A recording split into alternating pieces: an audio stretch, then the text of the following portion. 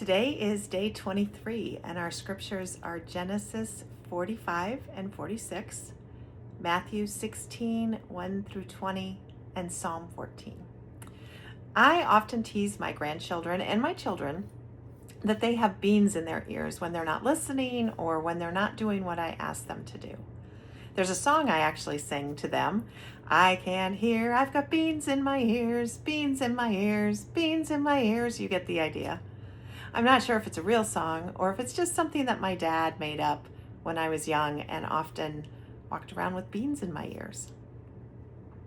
Either way, Jesus must have thought that his disciples had beans in their ears as he was speaking to them in our reading from Matthew chapter 16 today.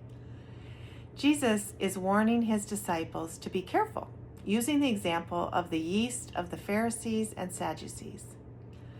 Now, remember, at this point, he was not just talking to people who had gathered in the streets, but to his own disciples, those who'd been traveling with him, hearing his stories and examples, learning from his teachings.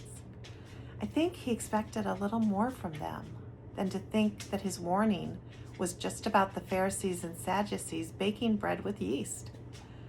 Jesus' disciples missed the point, and just like us, when someone doesn't listen to us, Jesus was frustrated. You of little faith, Jesus says. How is it you don't understand that I was not talking to you about bread? Yes, they absolutely missed the point.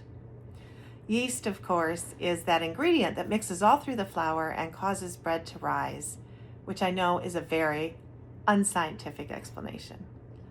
Jesus was warning against teachings of the religious teachers of the time, as opposed to the true teachings of Jesus. By using the example of the yeast, he was illustrating how false teachings can quickly go through the flour, the people, and cause those false teachings to rise. This is not something that only affected those people in that time and place. It is just as relevant in our lives today.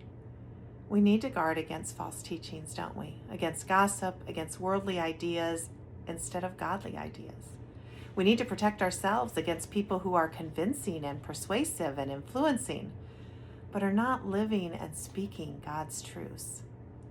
The yeast example is kind of like saying one bad apple spoils the whole bunch. Bad news spreads much quicker than good, doesn't it? And we need to be sure we're on the side of spreading the good. And we need to be very sure that we don't walk around with beans in our ears when it comes to hearing the voice of God. Let it be, dear Lord. Let it be.